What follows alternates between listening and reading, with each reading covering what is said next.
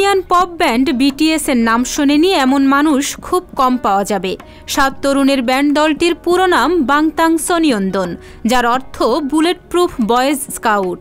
প্রচলিত ধ্যান ধারণার বিপরীতে তাদের শক্ত অবস্থানের জন্যই এমন নাম।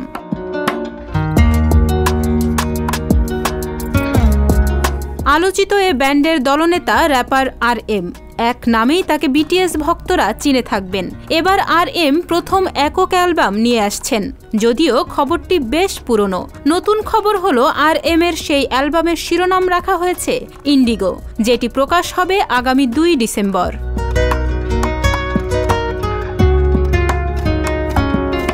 মোবাইল অ্যাপ ও অনলাইন প্ল্যাটফর্ম উইভার্সে RM লিখেছেন, অবশেষে আমার প্রথম একক অ্যালবাম আসছে। এই অ্যালবামের জন্য 4 বছর ধরে প্রস্তুতি নিয়েছি। আমার আগের কাজের চেয়ে অ্যালবামটি একদমই আলাদা। এখানে বেশ কয়েকজন শিল্পীর সঙ্গে কাজ করেছি।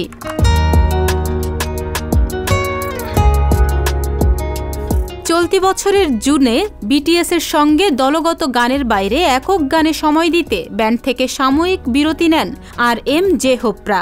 জেহোপ ও জিনের পর BTS এর তৃতীয় কোনো সদস্য হিসেবে একক অ্যালবাম নিয়ে আসছেন RM। এর আগে জুলাইয়ে জেহোপের একক অ্যালবাম জ্যাক ইন বক্স ও কয়েক সপ্তাহ আগে জিনের একক অ্যালবাম দ্য অ্যাস্ট্রোনট মুক্তি পেয়েছে।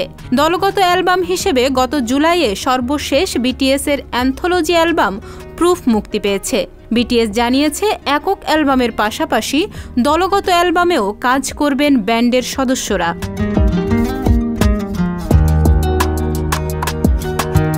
ফেক লাভ, স্প্রিং ডের মতো তুমুল জনপ্রিয় গান উপহার দিয়েছেন RM। এবার একক অ্যালবামে ভক্তদের প্রত্যাশা কতটা পূরণ করতে পারেন তারই অপেক্ষায় আছেন অসংখ্য ভক্ত। একক গানের পাশাপাশি TVN এর একটি টিভি অনুষ্ঠান উপস্থাপনায়ও দেখা যাবে BTS এর এই দলনেতাকে।